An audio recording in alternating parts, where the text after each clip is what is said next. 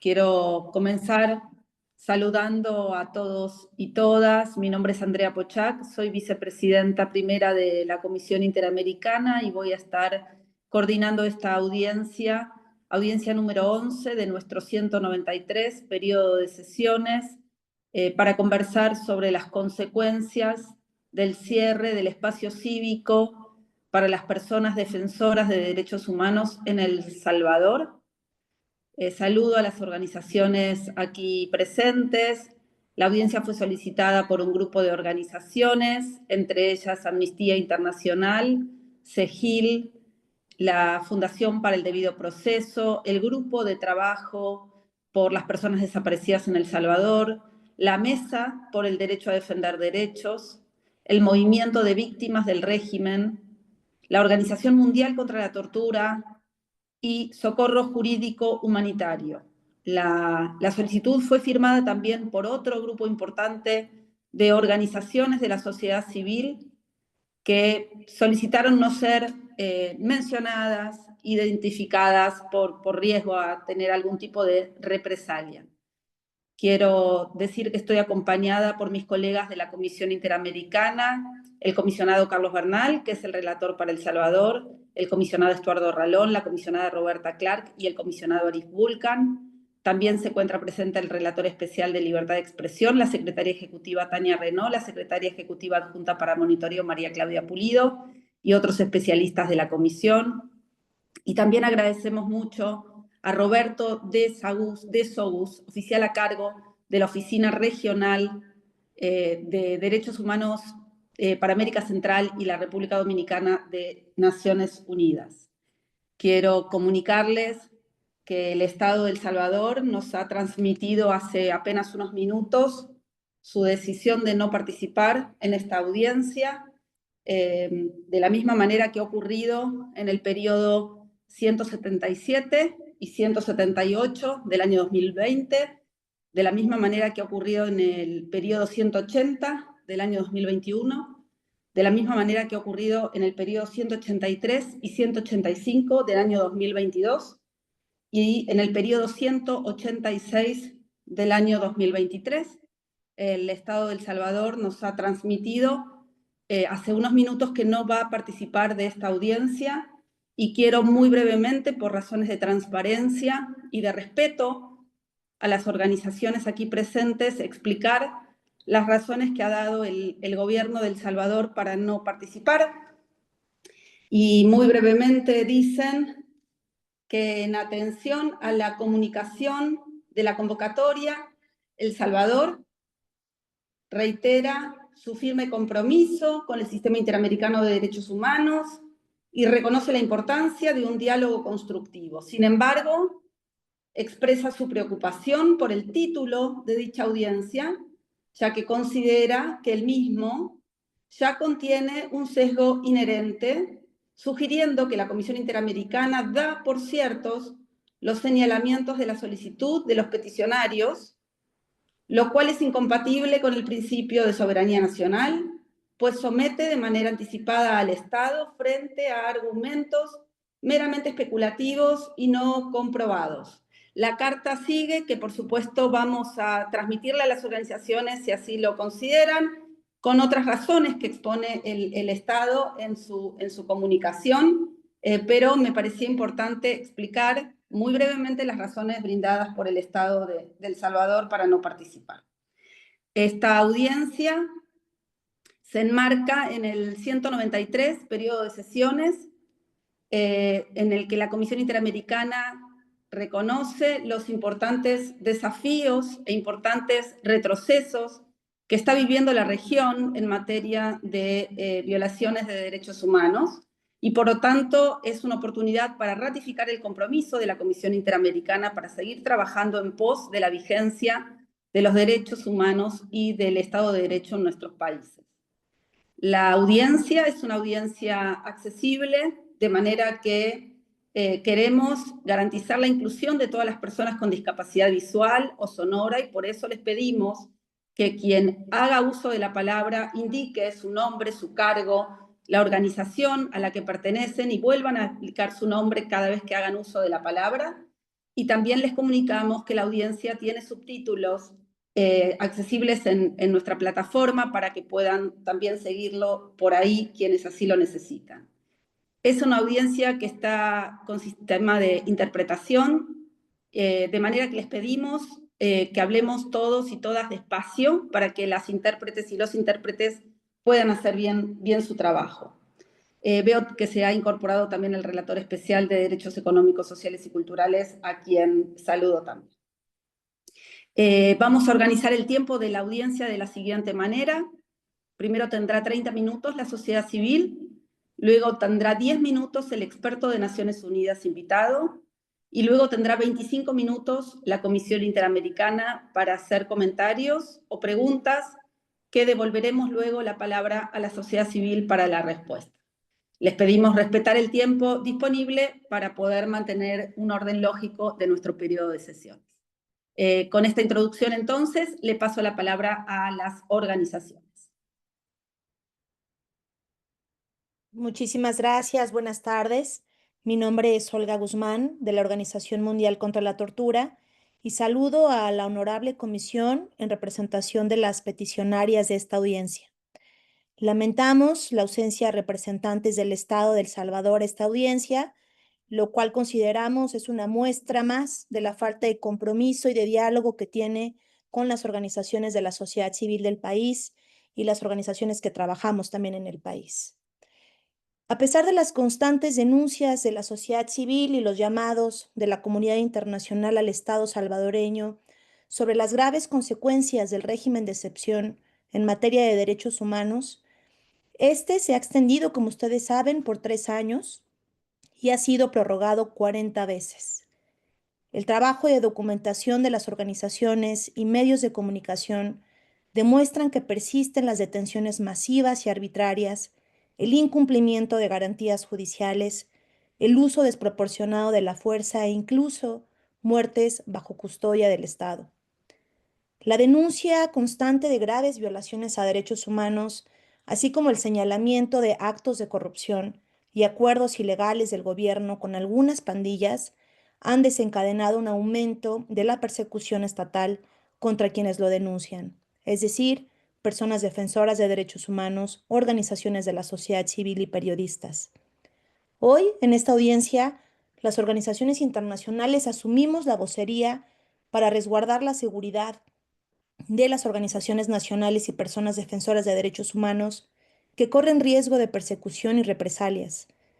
Recordamos que decenas de personas se han visto forzadas al exilio en los últimos meses y que organizaciones han debido cesar sus funciones en el país debido a esta política de persecución estatal. La concentración de poder y el control de los órganos del Estado que servían de contrapeso por parte del Ejecutivo generan una desprotección jurídica absoluta para la población salvadoreña. La continuidad del régimen de excepción, reforzado con reformas legales, ha incrementado la instrumentalización de las instituciones para la persecución de voces críticas, personas defensoras, periodistas y organizaciones de la sociedad civil. La Fiscalía General de la República además incumple su mandato de investigar delitos por violaciones a derechos humanos e impide el acceso a la justicia. Por su parte, la Procuraduría para la Defensa de los Derechos Humanos incumple también su mandato al no ser una institución nacional de derechos humanos imparcial e independiente e incluso negar la existencia de denuncias de violaciones a derechos humanos. Esto a pesar de que sus informes de 2022 al 2024 reportan 743 casos por detención arbitraria e ilegal, 92 casos de presunta ejecución extrajudicial y 179 casos por malos tratos, incluyendo 28 denuncias por tortura. En este momento no existe una institución estatal que garantice algún tipo de protección a las personas defensoras de derechos humanos en el país ni a las víctimas de violaciones a derechos humanos. Las personas defensoras de derechos humanos se enfrentan a la estigmatización, al acoso, la criminalización y restricciones a su derecho a defender derechos humanos. Según el informe de agresiones contra personas defensoras de la Mesa por el Derecho a Defender Derechos, en 2024 se registraron 533 casos de agresión contra personas y colectivos de defensa de derechos humanos. Este es el registro más alto de los últimos 4 años, con un aumento del 135% respecto del 2023. También se han registrado al menos 18 casos de actos de criminalización en contra de sindicalistas por exigir el cumplimiento de sus derechos laborales. También, con base al registro de agresiones de la organización IM Defensoras, las agresiones hacia las mujeres defensoras de derechos humanos y sus organizaciones también han incrementado de 205 casos en 2023 a 960 solo en el primer semestre de este 2025. Este año han documentado nuevas formas de agresión especialmente graves, como la confiscación de bienes y propiedades, la expulsión de sus comunidades o de lugares donde realizan acciones de defensa de derechos, desalojos, desplazamiento forzado interno, violencia física y ataques al denunciar o procurar la protección de los derechos humanos. Además, han incrementado significativamente casos de rastreo digital, ataques por manifestarse pacíficamente y actos de ridiculización de las actividades que realizan las mujeres defensoras y sus organizaciones. En el escenario actual y ante el incremento de agresiones por parte del Estado, seguimos reiterando, El Salvador no es un país seguro para quienes ejercen la labor de defensa de derechos humanos y el periodismo. Cedo la palabra a mi colega de Amnistía Internacional. Muy buenas tardes a todas y a todas. Soy Irene Cuellar de Amnistía Internacional y me referiré a la instrumentalización del sistema penal para la represión contra personas defensoras de derechos humanos, periodistas independientes y organizaciones sociales. Se ha documentado un patrón que suele iniciar con campañas de acoso y descrédito en redes sociales, frecuentemente impulsadas o amplificadas por altos funcionarios estatales. Mediante mensajes estigmatizantes y desinformación dirigida, se construye un entorno hostil que prepara el terreno para la persecución institucional posterior. Otro elemento presente es la vigilancia indebida, tanto digital como física. Como se informó frente a esta comisión en 2022, se expuso el uso de Pegasus contra al menos 30 periodistas, personas defensoras y activistas. Hasta la fecha, no existen avances sustanciales en las investigaciones de las autoridades ni garantías de no repetición. A ello se suman medidas administrativas de corte punitivo, sin base legal suficiente, ni posibilidad efectiva de defensa, como auditorías fiscales excesivas e inspecciones laborales arbitrarias, dirigidas a debilitar a quienes desempeñan funciones esenciales dentro del espacio cívico, como la defensa de derechos humanos y el ejercicio periodístico independiente. El hostigamiento y la vigilancia escalan una estrategia de criminalización o uso indebido del sistema penal que se beneficia de la falta de independencia del órgano judicial y del Ministerio Público, la prolongación del régimen de excepción y la aprobación de reformas legales regresivas.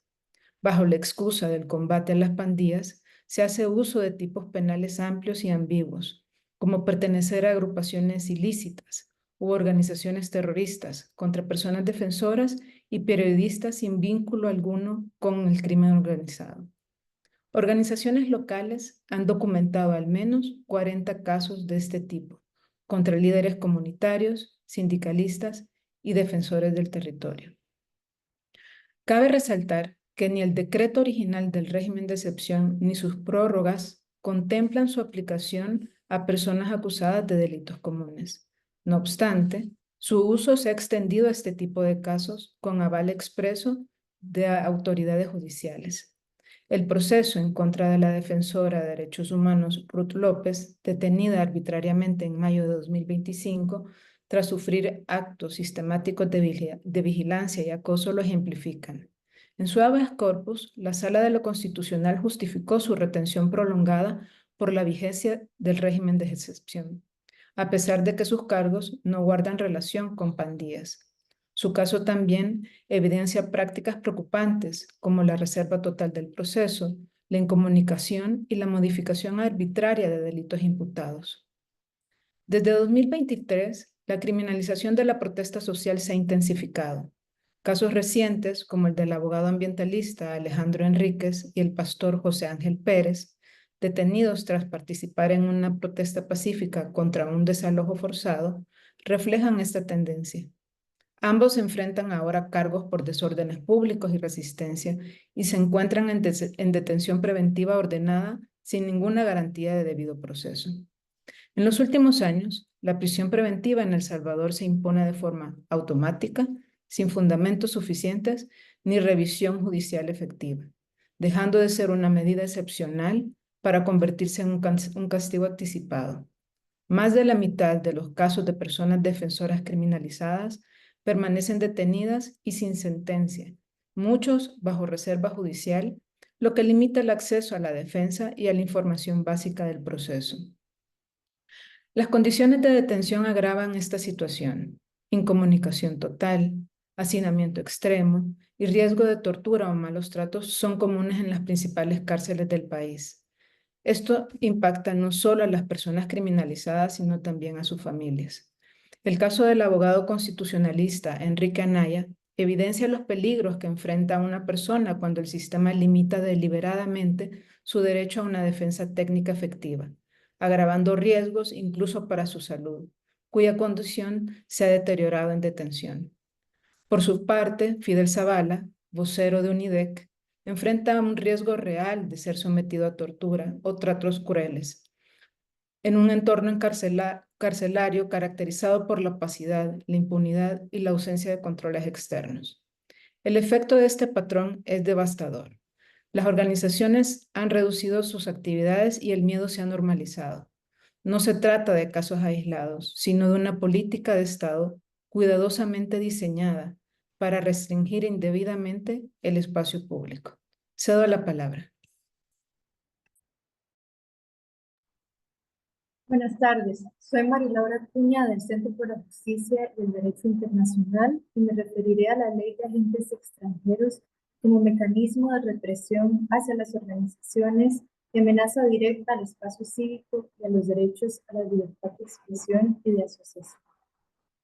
Dicha ley, aprobada por la Asamblea Legislativa el 20 de mayo de este año, establece un nuevo régimen jurídico y fiscal para personas y entidades nacionales o extranjeras que reciben financiamiento o desarrollan actividades con apoyo proveniente del exterior dentro del país. Fue aprobada mediante un proceso legislativo anómalo, sin deliberación, bajo dispensa de trámite y sin participación ciudadana. El gobierno salvadoreño ha afirmado que esta ley busca transparentar las actividades de organizaciones. Sin embargo, esta norma tiene graves implicaciones para la labor de defensa de derechos humanos, la libertad de asociación y el ejercicio de control democrático que la sociedad civil organizada realiza. En la práctica, es un instrumento punitivo de control estatal, con conceptos deliberadamente ambiguos, abiertos a la interpretación arbitraria de las autoridades.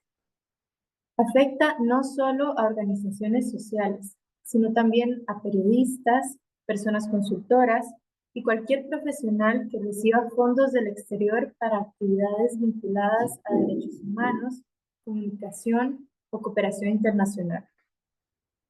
Impone un registro obligatorio como agente extranjero, una etiqueta con claros fines de estigmatización y autoriza la suspensión de actividades sin resolución judicial previa, configurando un entorno hostil de intimidación y criminalización. La ley y su reglamento establecen un régimen financiero confiscatorio, habilita la congelación de cuentas bancarias y grava las transferencias internacionales y donaciones nacionales con un impuesto del 30%, imponiendo cargas tributarias que, al sumarse con otros tributos como el IVA y el impuesto sobre la renta, pueden superar el 50% de los ingresos. Esta carga hace inviable la operación de organizaciones que históricamente han promovido la defensa de derechos humanos y el monitoreo del poder. Además, la ley habilita la persecución penal al vincularse expresamente con la ley contra el lavado de dinero, sin delimitar claramente conductas delictivas, lo que abre la puerta al uso arbitrario del derecho penal contra organizaciones o personas críticas al gobierno. Ordena también que el registro de agentes extranjeros informe periódicamente a la Fiscalía sobre las actividades de estas organizaciones, profundizando un modelo de vigilancia y control político. Este marco normativo no es un hecho aislado, sino el colofón de una serie sostenida de medidas autoritarias orientadas a desmantelar el tejido asociativo, inhibir la participación crítica y cerrar de forma casi total el espacio cívico en el país. Cabe resaltar que esta ley se aprueba en un contexto de incremento de agresiones contra organizaciones. IM Defensoras registra, por ejemplo, desde el 2023 hasta la actualidad, una serie de ataques en contra de mujeres defensoras, de las cuales más del 13% corresponde a agresiones contra sus organizaciones y más del 60% corresponde a agresiones de tipo colectivo. Entre las consecuencias de la persecución y carga impositiva promovida por la Ley de Agentes Extranjeros, destaca la imposibilidad operativa de seguir continuando la labor de derechos humanos en El Salvador. Esto implica el posible cierre de organizaciones o bien el traslado de su personería jurídica a otros países. El caso más reciente que refleja esto es la reconocida organización Cristosal, quien ha tenido que cerrar sus operaciones en el país. Lejos de responder a los principios de un Estado democrático de derecho, esta legislación opera como un mecanismo de represión legalizada, orientado a silenciar, castigar y desarticular a quienes ejercen su derecho a la crítica y a la disidencia, quienes investigan y difunden información y análisis de interés público. La promulgación de legislaciones represivas como esta se muestran como una preocupante tendencia a nivel regional. La Ley de Agentes Extranjeros constituye una amenaza directa al espacio cívico y al núcleo esencial de los derechos a la libertad de expresión y de asociación. Cedo la palabra. Buenas tardes a todas y todos. Mi nombre es Úrsula Indacochea de la Fundación para el Debido Proceso de PLF y me referiré al exilio por razones políticas como consecuencia del cierre del espacio cívico y el recrudecimiento de la represión. El exilio político en El Salvador fue muy común durante los años del conflicto armado, pero tras los acuerdos de paz de 1992 fue perdiendo vigencia. Sin embargo, desde el año 2020 a la fecha, cuando toma fuerza una nueva forma de autoritarismo en el país, muchas personas han sido objeto de persecución como consecuencia directa de su labor de defensa de los derechos humanos o de su labor periodística, particularmente cuando exponen abusos de poder, corrupción a gran escala, violaciones graves a los derechos humanos o actividades de grupos criminales. En este escenario, los únicos caminos posibles para quienes son perseguidos parecen ser o la autocensura, la cárcel o el exilio. En la búsqueda de seguridad y condiciones que les permitan seguir trabajando y proteger tanto su integridad como la de sus familias, muchas personas defensoras se han visto forzadas a huir de El Salvador. Las cifras que manejamos desde la sociedad civil indican que al menos 130 personas han salido del país en los últimos 5 años.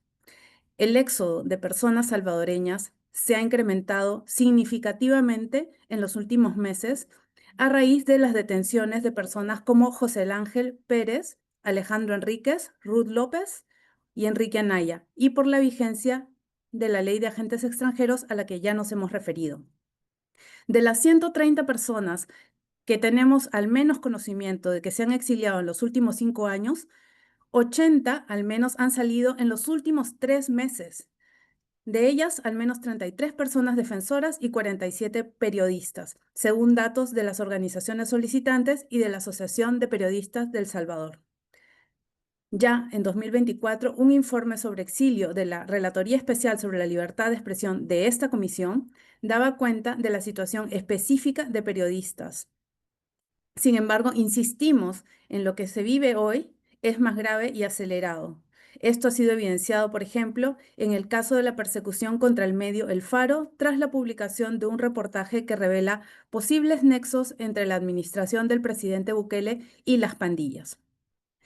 Si bien el exilio se ha conceptualizado como una medida transitoria de protección, la experiencia en El Salvador y en la región muestra que paulatinamente el exilio tiende a convertirse en una situación y en una condición permanente, que a nivel colectivo transforma fundamentalmente la práctica y la estructura del movimiento de derechos humanos y de la prensa independiente.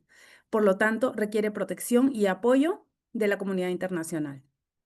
A nivel personal, de quienes se exilian, la incertidumbre que genera la complejidad de nuevos estatus migratorios y laborales genera rupturas en la propia identidad, en el proyecto de vida, además del trauma que se sufre debido al acoso político.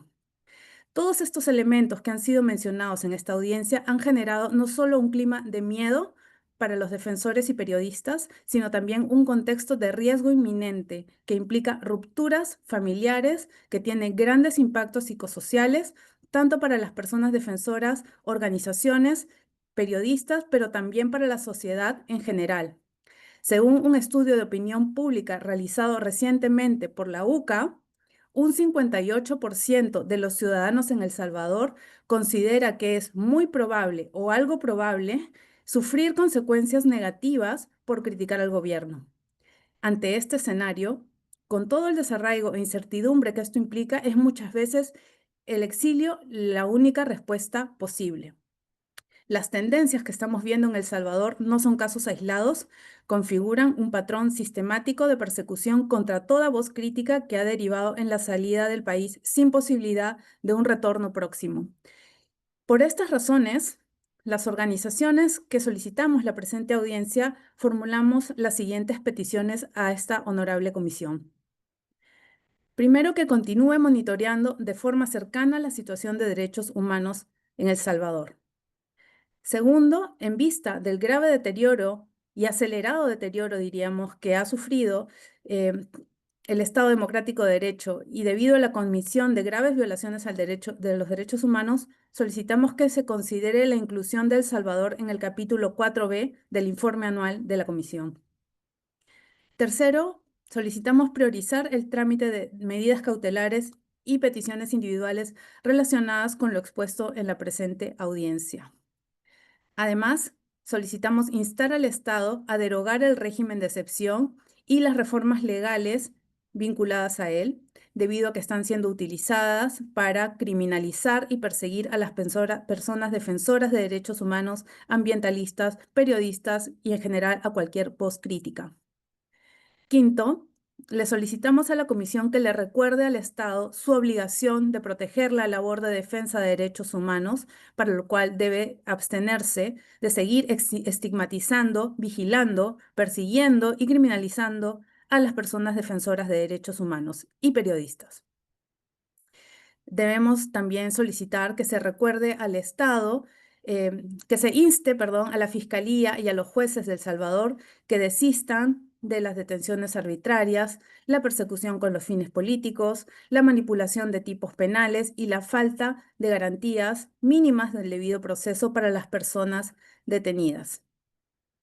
Pedimos también que se inste al Estado a dejar sin efecto la ley de agentes extranjeros y que, mientras se encuentre vigente, se abstenga de aplicarla para silenciar voces críticas. Octavo, pedimos que se exhorte al Estado a que garantice el retorno seguro de quienes se han visto forzados al exilio por temor a ser criminalizados y a abstenerse sin represalias contra esas personas o sus familias. Finalmente, solicitamos a esta honorable comisión que exhorte al Estado a abstenerse de hacer uso de la información que obtiene a través de los consulados para acosar a las personas que ya se encuentran en el exilio, sean estas personas defensoras o periodistas. Muchas gracias. Muchas gracias a las organizaciones. Entiendo que han concluido su presentación y le paso entonces la palabra al experto de Naciones Unidas, el señor Roberto de Sousa, por 10 minutos. Muchas gracias, honorables señoras comisionadas y señores comisionados, señora secretaria ejecutiva y personal de la Secretaría, señores y señoras de las organizaciones no gubernamentales. Estoy aquí para proporcionar un briefing a la Comisión Interamericana de Derechos Humanos de forma oral e informal y sin estar bajo juramento en relación con la temática convocada, que refiere a las consecuencias del cierre del espacio cívico para las personas defensoras de derechos humanos en El Salvador. Este briefing se realiza estrictamente de forma voluntaria y sin perjuicio de las prerrogativas e inmunidades de las Naciones Unidas, incluidos sus oficiales y expertos en misión. Por lo tanto, nada en mis comentarios debe entenderse como una renuncia, expresa o implícita, de los privilegios e inmunidades de las Naciones Unidas, sus oficiales y expertos en misión, quedando expresamente reservado. En su informe al Consejo de Derechos Humanos sobre el espacio cívico, el Alto Comisionado para los Derechos Humanos de Naciones Unidas señaló que dicho espacio constituye el entorno que permite la participación activa de individuos y grupos en todos los aspectos de la vida social. Un espacio cívico dinámico exige un entorno abierto, seguro y protegido, libre de todo acto de intimidación, acoso o represalia. Las autoridades estatales en los distintos niveles desempeñan un rol fundamental en la configuración de ese entorno de participación en la sociedad, garantizando que las personas puedan influir en la toma de decisiones, organizándose, participando y expresándose libremente. Por otra parte, el espacio cívico es un elemento esencial para la realización de las obligaciones internacionales de los Estados en materia de derechos humanos. Así, el Consejo de Derechos Humanos de Naciones Unidas ha destacado el papel fundamental de la sociedad civil, de las organizaciones de base, de las personas defensoras de derechos humanos y de los periodistas en la promoción de los derechos humanos a través de la vigilancia y documentación de abusos y violaciones, la rendición de cuenta y el fortalecimiento del Estado de Derecho. Análogamente, la Comisión Interamericana ha resaltado, entre otros, la importancia de la labor de las personas defensoras para la consolidación de la democracia y el Estado de Derecho, tanto en el ámbito nacional como internacional. Actualmente existen preocupaciones y desafíos importantes relacionados con el espacio cívico en El Salvador. El Alto Comisionado de las Naciones Unidas para los Derechos Humanos ha alertado sobre los riesgos para el espacio cívico que conllevan la reciente adopción de la Ley de Agentes Extranjeros y su reglamento. Esta normativa exige que personas naturales y jurídicas que reciben financiamiento de donantes internacionales se registren como agentes extranjeros. Preocupan especialmente el lenguaje ambiguo de ciertas disposiciones, la tasa impositiva exigida, las sanciones contempladas en caso de incumplimiento y los amplios márgenes de discrecionalidad otorgados a la autoridad administrativa. Elementos que podrían derivar en situaciones que restrinjan indebidamente los derechos a la libertad de asociación y de expresión. Esto puede repercutir negativamente en los derechos humanos que llevan a cabo las organizaciones de la sociedad civil en El Salvador. Preocupaciones similares han sido expresadas por la Comisión Interamericana de Derechos Humanos. Las organizaciones de derechos humanos han denunciado el uso de la acción penal y la aplicación del régimen de excepción en contra de personas defensoras de derechos humanos y periodistas, subrayando la necesidad urgente de que se respeten plenamente las garantías del debido proceso y el derecho a la defensa, de acuerdo con los estándares internacionales de derechos humanos.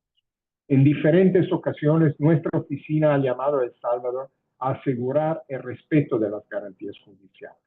Además, los procedimientos especiales del Consejo de Derechos Humanos han manifestado su preocupación sobre la situación de algunos defensores, advirtiendo que estos casos podrían tener un efecto disuasorio e inhibidor sobre otras organizaciones y personas defensoras de los derechos humanos. Según diferentes informaciones, algunas organizaciones de la sociedad civil personas defensoras y periodistas de El Salvador habrían suspendido o limitado sus operaciones o salido del país, aludiendo al creciente debilitamiento del espacio cívico. Valoramos el reciente diálogo interactivo que se sostuvo con El Salvador en el Consejo de Derechos Humanos durante el cuarto ciclo del examen periódico universal. Durante este proceso, los estados expresaron sus apreciaciones y recomendaciones sobre la situación del espacio cívico y el diálogo entre la sociedad civil y el Salvador, lo que ofrece un marco de actuación concreto para fortalecer el espacio cívico en el país. Las recomendaciones incluyen medidas orientadas a la protección de las personas defensoras de derechos humanos y periodistas, así como a la prevención de amenazas, actos de violencia, incluida la violencia de género, y otros riesgos asociados al ejercicio de su labor. Asimismo, se destaca la importancia de establecer un entorno seguro que les permita desempeñar su función en la sociedad sin temor a represalias. Entre las medidas señaladas también se encuentran garantizar la libertad de expresión y asociación, garantizando la inclusión de todas las voces en la vida política y pública, incluyendo las disidentes. Valoramos las recomendaciones aceptadas por El Salvador en este ámbito y le animamos a reconsiderar aquellas sobre las que han decidido tomar nota. Honorables comisionados y comisionadas, señores y señoras de las organizaciones no gubernamentales, quisiera concluir mi intervención reiterando la disponibilidad de la Oficina del Alto Comisionado para acompañar, en el marco de su mandato, el Estado salvadoreño, así como los actores de la sociedad civil, y desarrollar nuestra asistencia técnica a fin de proteger y promover los derechos humanos en El Salvador, incluyendo a través de las recomendaciones relacionadas con el cuarto ciclo del examen periódico universal. Muchas gracias.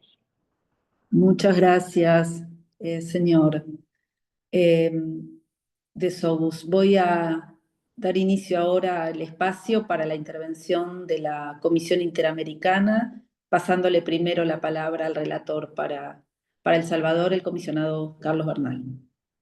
Muchas gracias por esta oportunidad de hablar. Yo quisiera comenzar con un agradecimiento a las personas de la sociedad civil que han traído aquí informaciones y en segundo lugar al experto de Naciones Unidas por sus puntos de vista.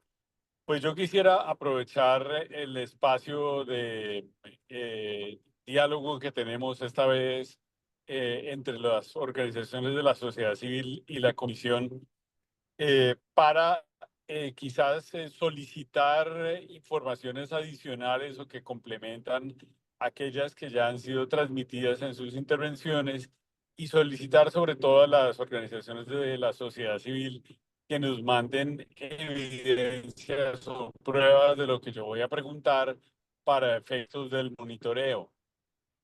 En primer lugar, alguien ha mencionado que una estrategia sería el uso de tipos penales demasiado indeterminados. Yo quisiera pedir una explicación adicional. ¿Cuáles son esos usos?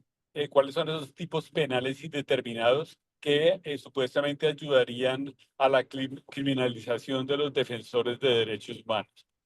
En segundo lugar, he escuchado una aseveración de una captura del Poder Judicial. Y en ese sentido quisiera solicitar qué informaciones o evidencias se tienen acerca de ello. En tercer lugar, también he escuchado en relación con la ley de agentes extranjeros que se trata de una ley que tiene medidas confiscatorias. Entonces yo quisiera saber exactamente cuáles son los artículos de esa ley que traen esas medidas confiscatorias y se nos puede señalar cuáles son, sería de gran utilidad. Y también quisiera preguntar si existe alguna estadística de las personas que supuestamente se han exiliado o presuntamente se han exiliado por razones del régimen. Y me llamó la atención una de las solicitudes que se hacía de solicitar al Estado de El Salvador no hostigar mediante los consulados a las personas exiliadas. Yo quisiera saber si hay datos acerca de ese hostigamiento, si hay pruebas. Esas serían mis preguntas y agradezco de antemano por las informaciones complementarias y por las pruebas que se puedan enviar. Muchas gracias. Muchas gracias, comisionado Bernal. Le pregunto al vicepresidente segundo, Arif Vulcan, si tiene preguntas.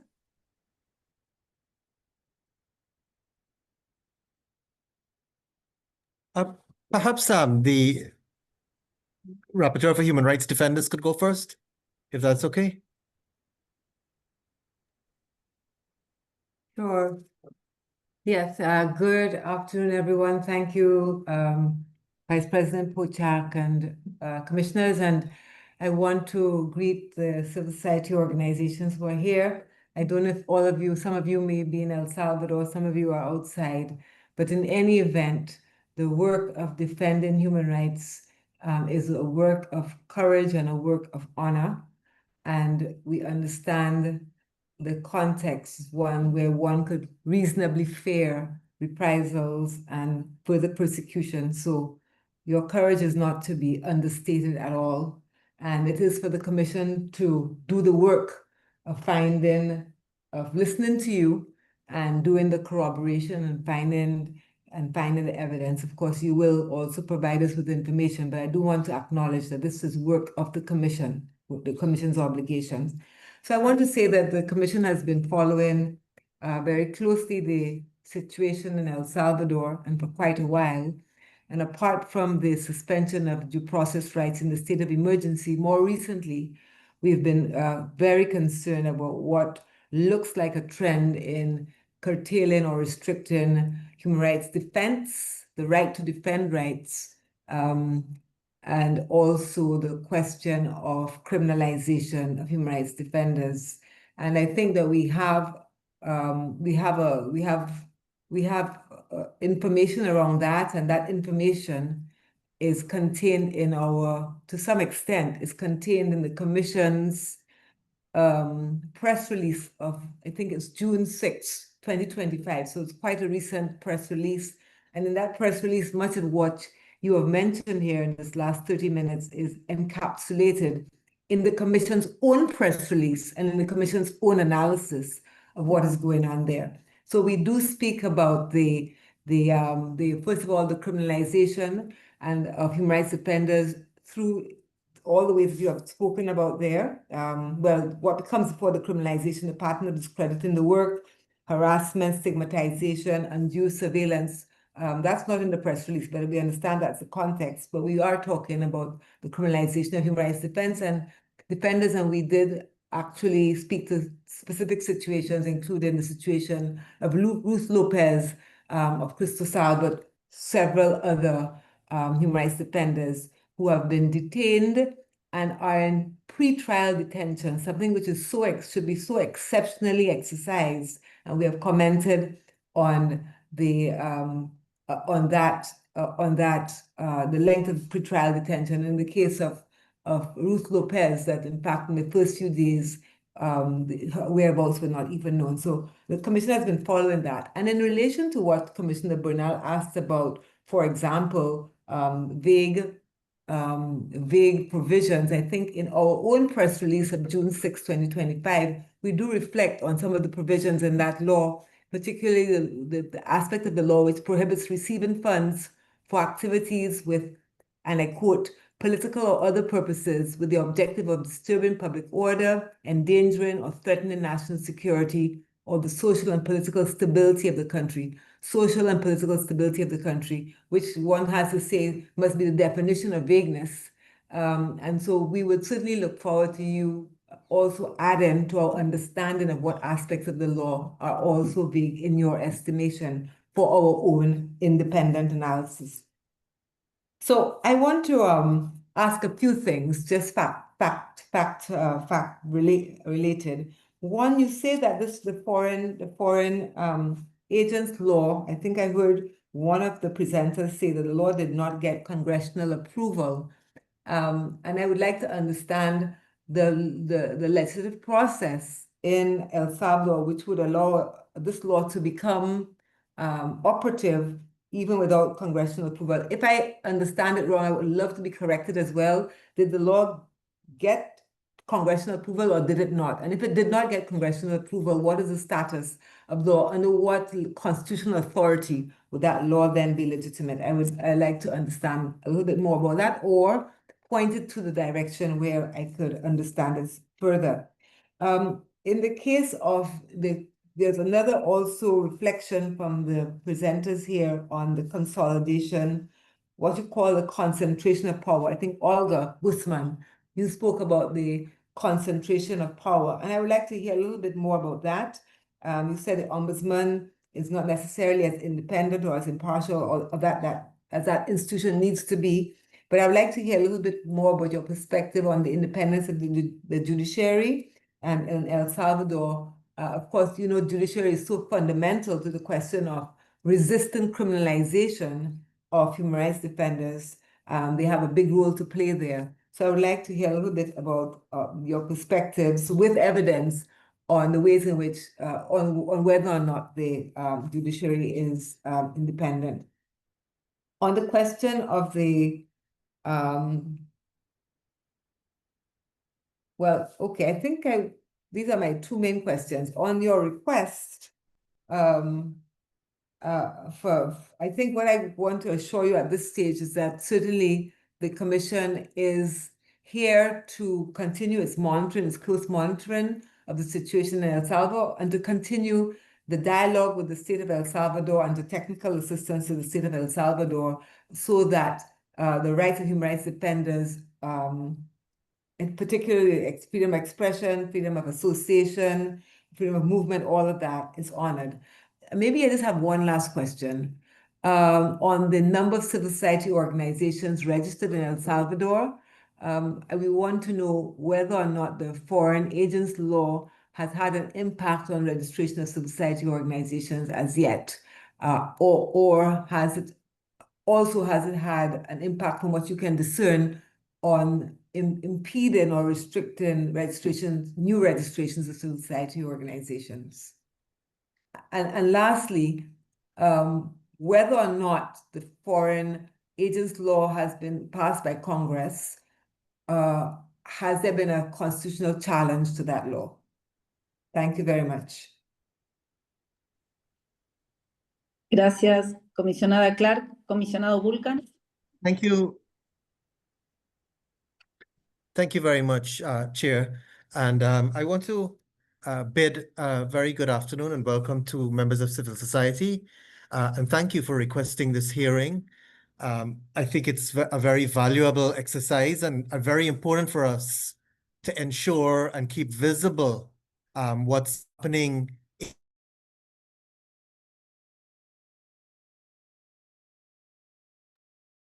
Se ha quedado sin imagen, ¿verdad? Comisionado Vulcan. No lo estamos escuchando.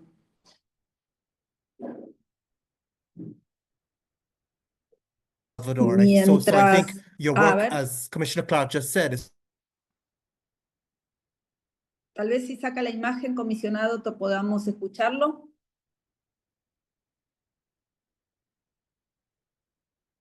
A ver ahora, lo hemos recuperado. Comience otra vez.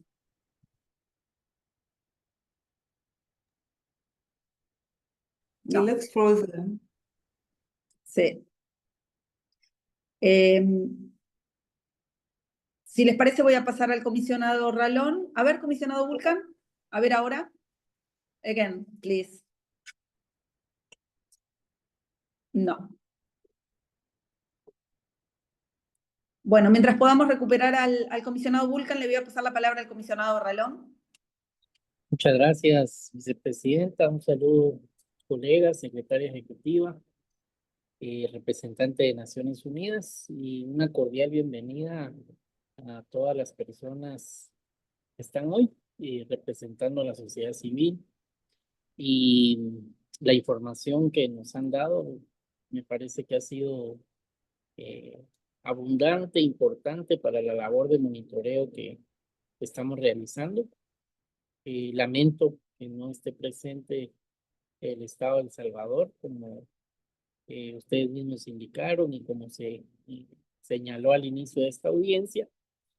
Y yo tenía una pregunta puntual respecto a la ley de agentes extranjeros. Me gustaría la misma claridad que la comisionada Clark preguntaba de la situación de esa ley, si es una ley totalmente vigente, operativa, y de ser así, si está impugnada a nivel local, a nivel nacional, si hay alguna impugnación, o si es una normativa que por carecer de algún paso formal no está en una plenitud de vigencia o de aplicación.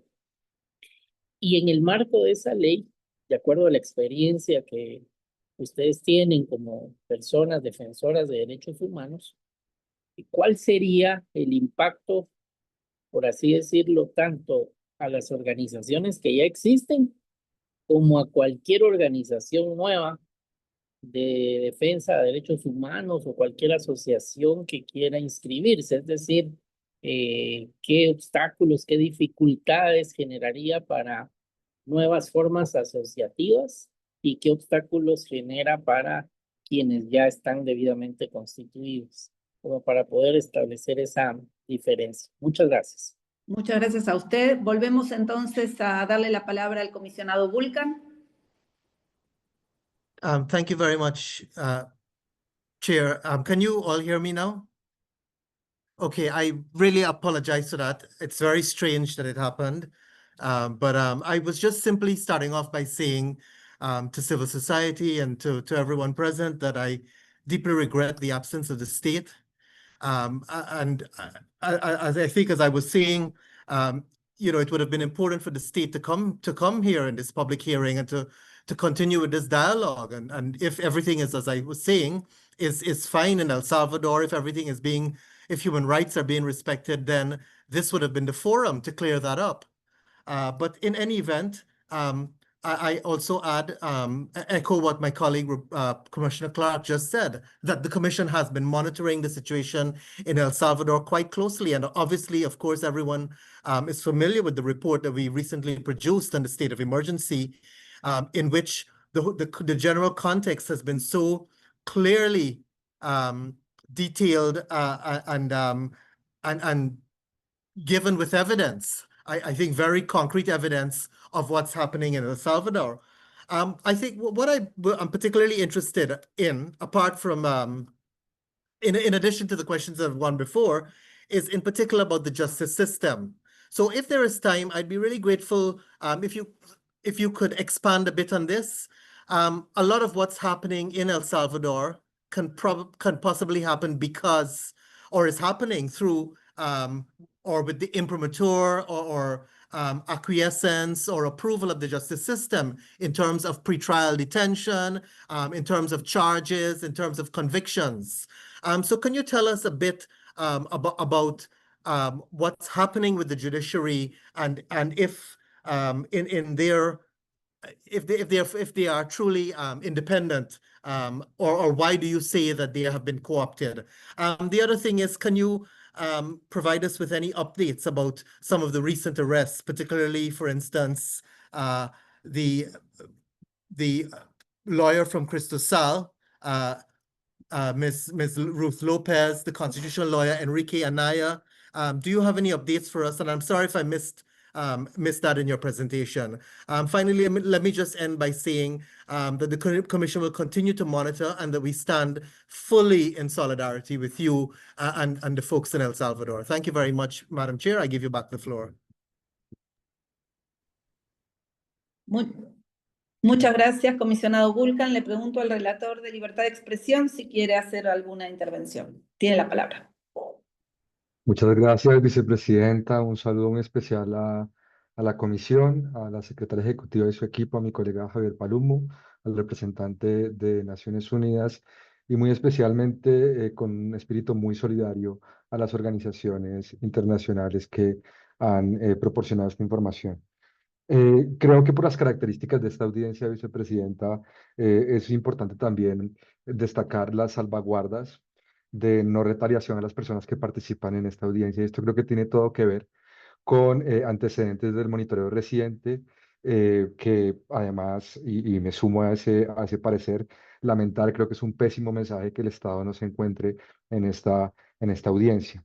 Y creo que en todo caso hay elementos como el cese de operaciones de Cristosal, los anuncios de posibles capturas a periodistas en el pasado reciente, y creo que libertad de expresión es una nota común, un común denominador de las preocupaciones que en distintos actores y sectores nos han compartido.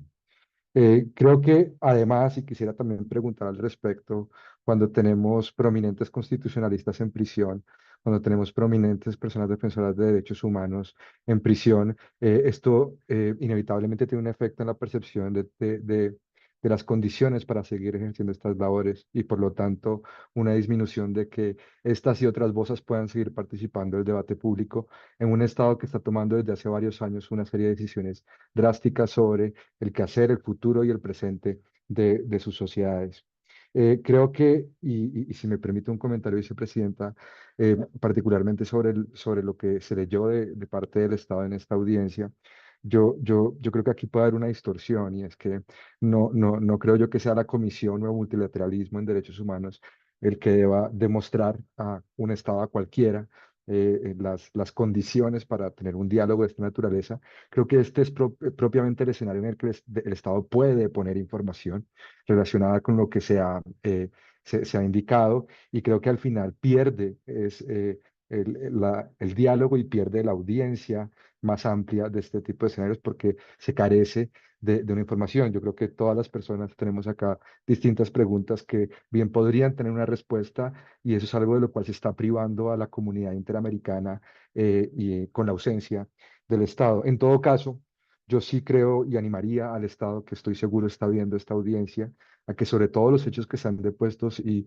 impresiones pueda seguir aportando información, incluso a que facilite la activación de varios mecanismos de la Comisión, entre ellos las visitas, que creo son uno de los mecanismos más importantes.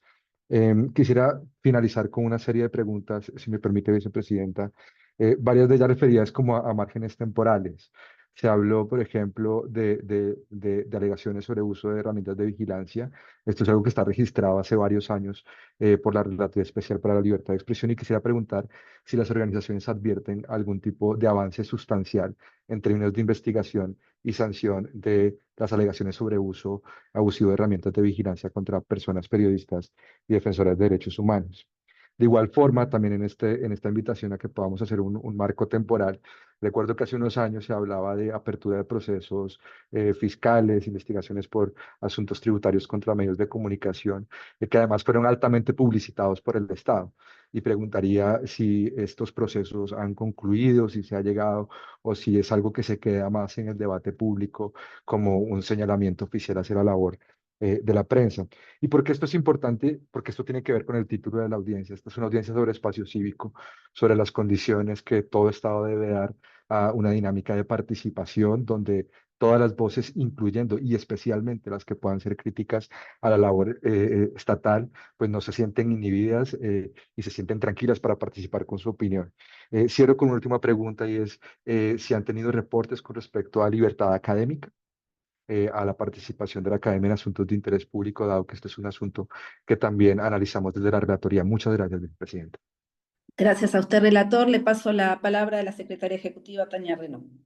Vicepresidenta, muchas gracias y muy buenas tardes. Quiero, en primer lugar, expresar nuestra solidaridad, como ya lo ha dicho la comisionada Clark, a las personas que han tenido que salir del país recientemente. Las cifras son muy alarmantes, considerando que 61% de ellas han tenido que salir en los últimos 3 meses. Eso habla de una franca ruptura del proyecto de vida con su país y con su propio proyecto y proyección profesional, con sus familias. Pero a mí me gustaría hacer 2 preguntas, una asociada a la Ley de Agentes Extranjeros y otra asociada al Decreto Legislativo 333. Respecto a la Ley de Agentes Extranjeros, en El Salvador ya existía una ley de asociaciones y fundaciones de los años 90 Y en esa asociación, en esa ley, ya se establecía muy claramente la supervisión que hacía el Ministerio de Gobernación, el Ministerio de Hacienda, la Seguridad Social respecto a la retención de cuotas patronales para los empleados de la sociedad civil. El Seguro Social supervisaba también, y el Ministerio de Trabajo también supervisaba. ¿Por qué el legislativo decide ir adelante con una propuesta o con una iniciativa como la Ley de Agentes Extranjeros, considerando, por ejemplo, por qué se va a tributar a fundaciones sin fines de lucro cuando no perciben ganancias ni utilidades económicas? Perciben donaciones, pero no ganancias ni utilidades económicas. Entonces, ¿sobre qué se les va a tributar? Y lo segundo es de qué manera las asociaciones y las fundaciones sin fines de lucro ponen en riesgo la seguridad o la soberanía de un país cuando el ejercicio de los derechos políticos, de acuerdo a la Constitución de El Salvador, no tiene que pasar por una fundación o una asociación, sino simplemente es un ejercicio que se puede hacer libremente. Y respecto a la Ley 333, en los considerandos del decreto se establece que este está dirigido especialmente a personas a quienes se les atribuyen delitos vinculados a pandillas o crimen organizado. Solamente quiero saber si las recientes detenciones de las personas defensoras de derechos humanos, del constitucionalista Anaya, se les está aplicando el decreto 333, es decir, se les está vinculando o se les están atribuyendo delitos similares a los de pandillas o crimen organizado, o están yendo por la vía regular durante el proceso penal. Gracias, comisionada y vicepresidenta. Muchas gracias. Voy a hacer algunas aclaraciones antes de pasarle la palabra a las organizaciones para que nos contesten todas estas preguntas que se han formulado. En primer lugar, a pesar de que no está el Estado presente, como es una audiencia pública, recordar el artículo 63 del reglamento de la Comisión Interamericana, que brinda garantías a todas las personas y a todas las organizaciones que participan en una audiencia. El Estado no puede tomar ninguna represalia, ni jurídica, ni física, ni económica, contra quienes dan su testimonio o expresan su saber ante la Comisión Interamericana. Lo segundo que quiero explicar, para conocimiento de la comunidad interamericana y por defensa de la legitimidad de la Comisión Interamericana, es que la Comisión hace más de 65 años tiene la misma metodología de convocar audiencias públicas, de elaborar sus informes, y en la convocatoria de sus audiencias, por ejemplo, no emite ningún prejuzgamiento. Las audiencias no están destinadas a determinar responsabilidad internacional a los estados, sino escuchar a quienes tienen algo para decir, visibilizar esas situaciones y, por supuesto, escuchar las explicaciones que brindan los estados, explicando sus avances, sus desafíos, sus obstáculos en la situación de derechos humanos. Por otra parte, y explico esto, digo, porque este cuestionamiento de la metodología de la convocatoria de la audiencia es también el mismo cuestionamiento que nos hizo el Estado en relación con una metodología que la Comisión utiliza hace decenas de años para elaborar sus informes. Nosotros lamentamos realmente la falta de presencia del Estado en esta audiencia, como en todas las otras que mencioné, ¿no?, a lo largo de estos años, porque era la oportunidad para escuchar desde la Comisión Interamericana, conocer algo que no teníamos conocimiento. Lo que estamos advirtiendo en el caso de El Salvador es un fuerte retroceso en la situación de la democracia, ¿no? El cierre del espacio cívico, es retrocesos en materia de libertad de expresión, es restricciones al funcionamiento de los defensores y las defensoras de derechos humanos, son cuestionamientos a la independencia judicial. No estamos hablando, digamos, de una situación de seguridad pública, no estamos hablando de una situación de desestabilización, estamos hablando de retrocesos en materia de violaciones de derechos humanos. Cuando se restringen las funciones de los defensores, de los jueces independientes, de los periodistas, es porque hay algo que no se está queriendo mostrar, ¿no? Es porque hay una crítica que no se está queriendo escuchar. Y eso, por supuesto, habla de la situación de derechos humanos y habla también de la democracia. Nosotros creemos que el compromiso que el Estado declama en su carta, de compromiso con el sistema interamericano, compromiso con los derechos humanos, es muy importante, pero no alcanza con que se declame, hay que demostrarlo con los hechos, y la presencia en esta audiencia hubiera sido muy importante. Quiero pasarle la palabra ahora para responder a estas preguntas a las organizaciones de la sociedad civil. Tienen 20 minutos, por favor. Muchísimas gracias, comisionados. Agradecemos mucho las preguntas. Voy a dar la palabra en orden, entonces se la daría primero para contestar particularmente las preguntas relacionadas a la falta de independencia judicial a mi colega Úrsula Indacochea de DPLF. Por favor, Úrsula. Muchas gracias. Pues muchas gracias al comisionado Bernal por sus preguntas sobre estos temas. Sabemos que es un tema que le interesa muchísimo, y también al comisionado Vulcán. En primer lugar, ha habido 3 audiencias desde el 2022 ante esta comisión sobre la situación de la independencia judicial en El Salvador. La primera es del 16 de marzo del 2022, la segunda el 12 de julio del 2024 y la última recientemente el 4 de marzo del 2025, donde se ha venido exponiendo con mucho detalle las diversas violaciones al principio de independencia judicial en El Salvador, que no empezaron el 1 de mayo cuando se destituyó de forma completa a todos los miembros de la Sala de lo Constitucional, titulares y suplentes, sino mucho antes, ¿no?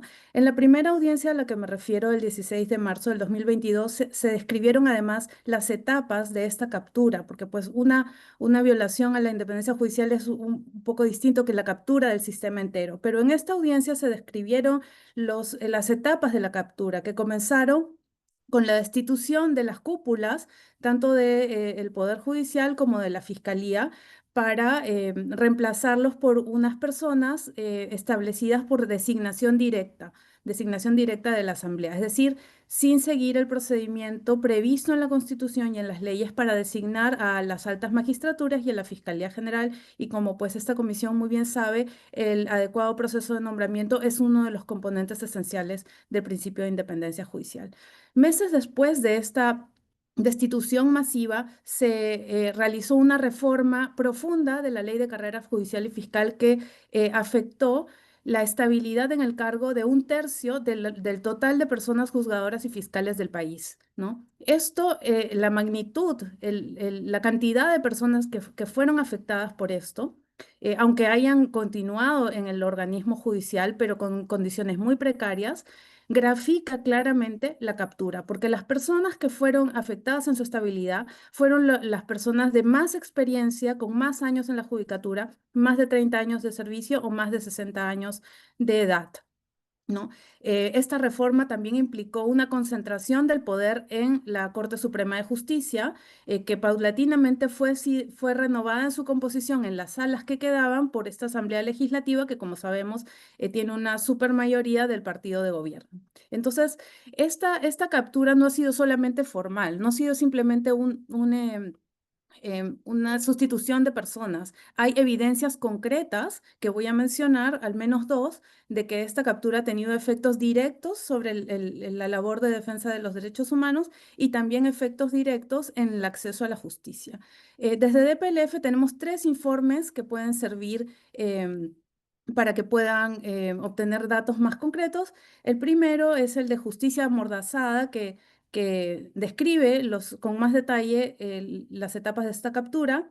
Luego está el informe Justicia en Pausa, que describe los primeros 100 días de la Sala de lo Constitucional de El Salvador, impuesta el 1 de mayo. Y allí se detallan cómo hubo retrocesos claros en materia de transparencia. La sala dejó de publicar sus sentencias, dejó de publicar sus informes anuales y respecto a los mecanismos de rendición de cuentas también. Las personas encargadas de la comunicación del órgano judicial fueron reemplazadas por funcionarios que venían directamente de la Oficina de la Presidencia de la República. Y finalmente, el tercer informe, el de desprotección judicial, que documenta la respuesta de la Sala de lo Constitucional durante el primer año del régimen de excepción, donde el número de habeas corpus se multiplicó de manera exponencial, y frente a eso la Sala de lo Constitucional admitió a trámite solo 1.6% de las demandas de habeas corpus presentadas, que fueron 6.416, y solo se emitieron 31 sentencias protegiendo derechos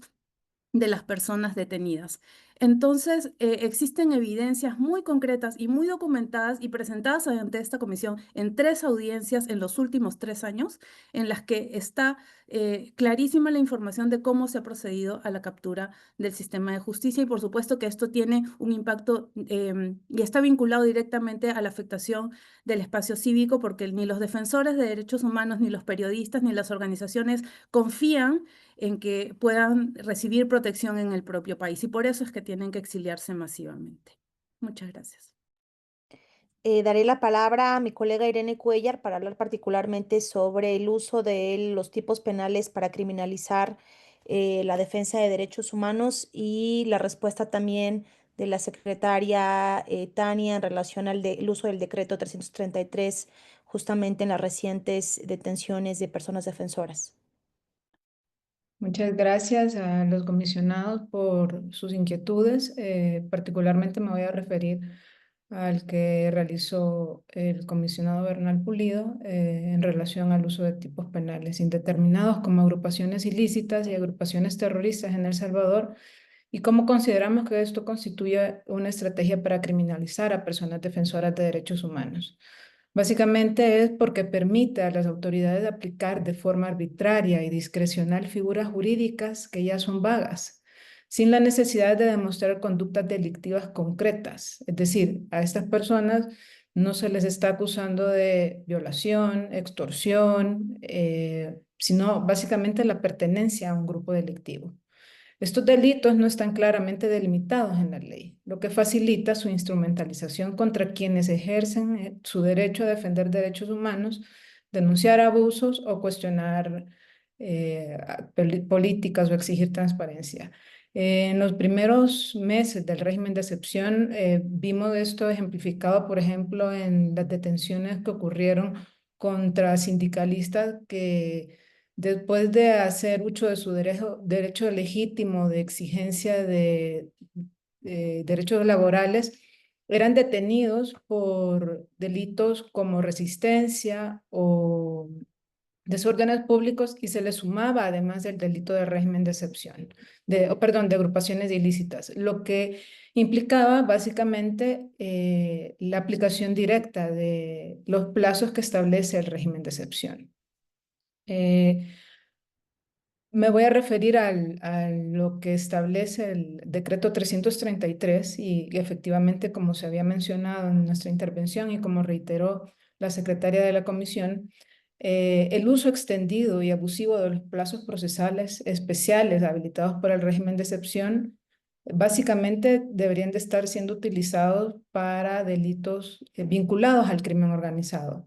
Sin embargo, en las últimas detenciones de personas defensoras, de activistas, hemos visto cómo desde las más altas autoridades del órgano judicial se han habilitado el uso de estos periodos prolongados. Por ejemplo, mantener a personas detenidas hasta 15 días sin control judicial en delitos que no han sido o que no tienen ninguna relación con actividades de crimen organizado.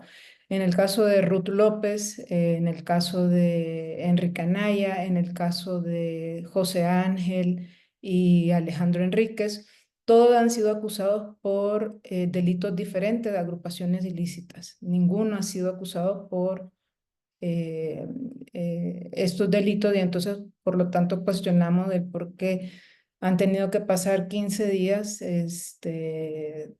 sin ser presentados a control judicial. Además, ahora están sometidos a un régimen de incomunicación. No entendemos por qué tampoco.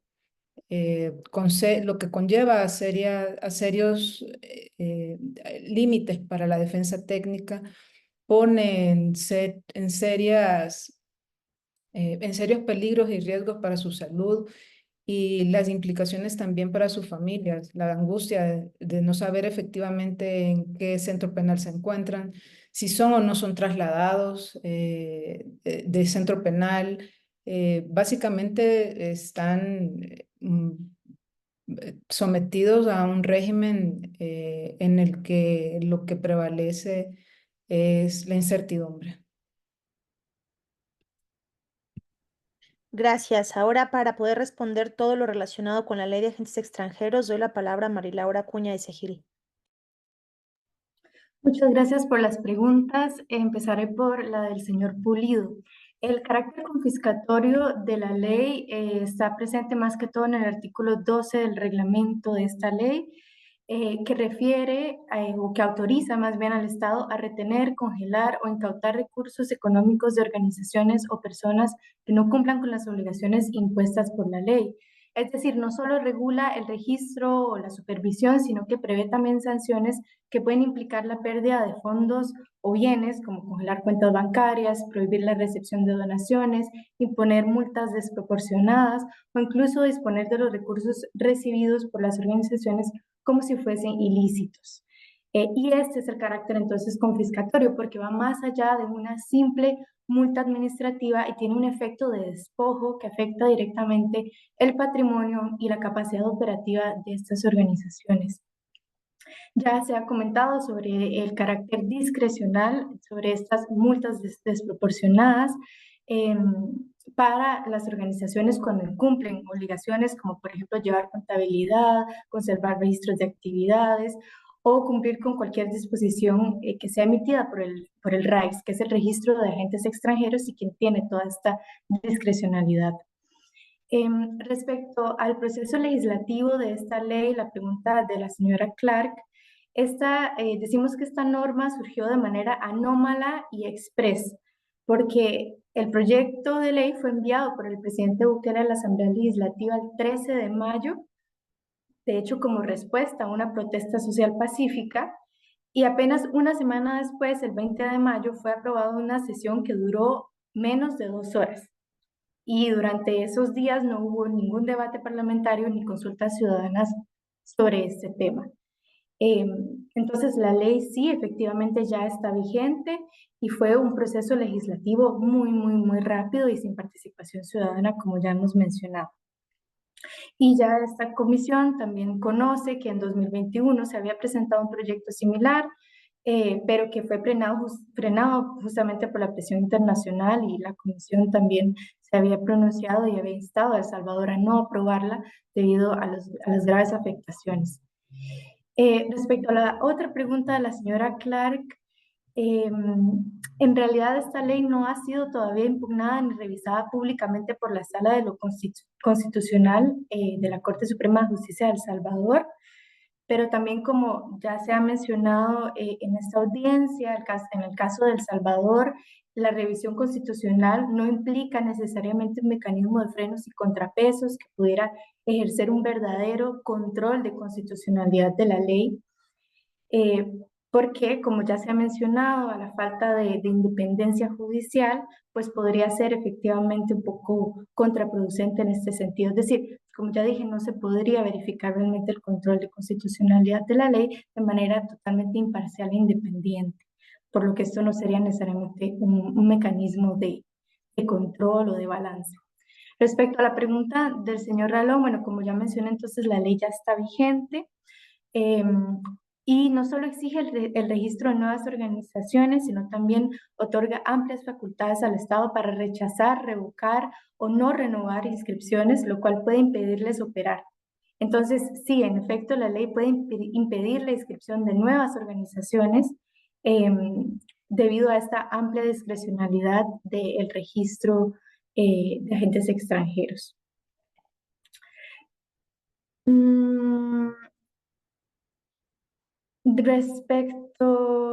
También respecto a esta pregunta entonces del señor Ralón, vemos esta amplia discrecionalidad para impedir o revocar registros. Las organizaciones tienen, a partir de que se publicó la ley, 90 días para registrarse, y si no lo hacen se puede suspender su operatividad, congelar sus fondos o incluso proceder a la cancelación de la personería jurídica. Respecto a la pregunta de la señora Tania, bueno, que fue un comentario también respecto a la ley de asociaciones y fundaciones sin fines de lucro. Efectivamente, esta ley que está vigente desde 1996 ya regulaba las actividades y funciones de las entidades no gubernamentales. Es decir, no existía un vacío legal alguno que justificara una norma tan restrictiva como la ley de agentes extranjeros. Y de hecho, desde el 2022 se habían implementado reformas a esta ley para prevenir el lavado de dinero y el financiamiento al terrorismo. Entonces,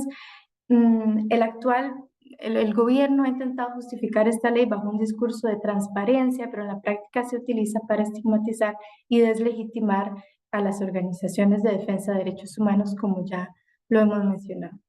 Muchas gracias. Doy la palabra a Angélica Cárcamo también para que pueda responder algunas de las preguntas del relator Pedro Vaca. Muy buenas tardes, honorable Comisión Interamericana de Derechos Humanos. Quiero iniciar solidarizándome con los colegas que están en el exilio, que debo decir con propiedad, incluyéndome, que ninguna de nosotros hemos salido porque queremos, sino por una necesidad de protección. Y respetamos también quienes en este momento no pueden hacer públicos sus exilios por el dolor que esto implica para muchos y muchas de ellas. También me solidarizo con las y los colegas que están en el interior del país continuando esta labor de defensa de derechos humanos. Debo sumarme también a los llamados de lamentar profundamente que el Estado salvadoreño no haya decidido participar en esta audiencia, argumentando que el título de la misma es sesgada. Queremos recordar que en nombre de esta audiencia, cierre del espacio cívico en El Salvador, no es una opinión, sino un diagnóstico basado en hechos documentados por organizaciones nacionales e internacionales, incluyendo a quienes estamos participando en esta audiencia. Esta no es la primera audiencia del Estado salvadoreño en la que no participa, lo que demuestra la falta de disposición a dialogar y rendir cuentas sobre la situación que enfrentan las personas defensoras de derechos humanos y periodistas. En ese sentido, reiteramos el llamado al Estado salvadoreño a no eludir responsabilidades y que participe activamente en este tipo de espacios. Ahora, para responder sobre la pregunta del relator Vaca en relación con el abuso abusivo de herramientas de vigilancia, a la fecha no existen avances sustanciales en las investigaciones sobre el espionaje ilegal contra periodistas y personas defensoras de derechos humanos. Recordemos que en 2022 se documentó el uso del software Pegasus en al menos 30 dispositivos de periodistas y personas salvadoreñas, defensoras de derechos humanos, según informes de Access Now y Citizens Lab. En 2022, la Asociación de Periodistas de El Salvador presentó una denuncia ante la Fiscalía General de la República y posteriormente, en 2023 y 2024, presentó a esta misma instancia ampliación de aviso para conocer cuál era el avance de la investigación sin tener a la fecha una respuesta al respecto. Esto nos confirma la continuidad de riesgo que pueden seguir enfrentando las personas periodistas en El Salvador. Ahora, sobre los procesos fiscales y tributarios contra medios de comunicación, no hay información pública que indique su conclusión y debo decir que la entrada en vigencia de la ley de agentes extranjeros es una amenaza latente que deriva con posibles actos de criminalización por la labor de informar temas que incomoden al poder. Finalmente, debo mencionar que la Fiscalía ha cerrado expedientes de investigaciones sobre retenciones ilegales de periodistas por parte de policías y soldados, y debo mencionar que en los últimos meses la misma Asociación de Periodistas de El Salvador ha documentado acosos a periodistas para que revelen fuentes informativas. Toda esta información posteriormente la podemos compartir en detalle a la relatoría para su respectiva documentación. Muchas gracias. Me queda 1 minuto y medio. No sé si todavía lo puedo ocupar. ¿Cómo no? Quiero usarlo muy rápido para hacer una conclusión muy breve, dado el nombre de esta audiencia, y justamente me gustaría remitirme a uno de los elementos contenidos en un informe de la relatora especial, en ese entonces Margaret Sequoia de Naciones Unidas, en donde justamente hacía una serie y presentaba una serie de indicadores que correspondían a un entorno seguro y propicio para las personas defensoras de derechos humanos. De entre ellos hemos abordado el día de hoy el marco jurídico institucional, el cual vemos que claramente no es clave para que las personas defensoras y organizaciones puedan ejercer su labor en un entorno seguro y propicio, dado que no fortalece a las personas defensoras, no hubo justamente para la aprobación de esta legislación participación de la sociedad civil, como ya se dijo en repetidas ocasiones, fue adoptada de manera express e incluso hubo cuestionamientos y hubo estigmatizaciones directas por parte de legisladores a las organizaciones de derechos humanos, incluso amenazándoles con aplicarles este impuesto a quienes no fortalecieran al Estado. Eso claramente es una amenaza y había estigmatizaciones directas en contra de las organizaciones de la sociedad civil. Otro elemento es la lucha contra la impunidad y el acceso a la justicia para las violaciones contra personas defensoras. Al momento no hemos visto ninguna investigación, ninguna sanción en contra de perpetradores. Otro es la Institución Nacional de Derechos Humanos Sólida e Independiente. Ya dijimos que la Procuraduría de Derechos Humanos, de Defensa de Derechos Humanos del país, no cumple con los principios de París y realmente no hay ningún mecanismo que personas defensoras y a las organizaciones al arbitrio y a la discrecionalidad de las reformas que hemos mencionado a lo largo de esta audiencia. Muchas gracias. Muchas gracias a las organizaciones. Reitero la solidaridad de la Comisión Interamericana con quienes llevan adelante la defensa de derechos humanos. La tarea de defensores y defensoras de derechos humanos es crucial, no solamente para la vigencia de derechos humanos, sino para la democracia, y el trabajo que están haciendo cada una de ustedes por la democracia en El Salvador es muy importante y tienen toda nuestra solidaridad. Quiero finalizar diciendo que la Comisión Interamericana va a mantenerse atenta a la situación de derechos humanos, que los casos que se expusieron en esta audiencia lo han sido a título ejemplificativo, de manera que la Comisión Interamericana entiende que esta audiencia fue una audiencia de situación general y no se encuentra de ninguna manera condicionada su imparcialidad en el momento en que tenga que resolver alguno de estos asuntos, eventualmente en el marco de medidas cautelares o de casos y peticiones. Es una práctica de la Comisión que en el marco de audiencias generales se ilustren esas situaciones generales con casos particulares, y de esa manera lo estamos tomando como casos ejemplificativos. Y finalmente quiero pedirle a la colega de la Secretaría Ejecutiva interrumpir entonces en este momento la grabación y pedirle apoyo para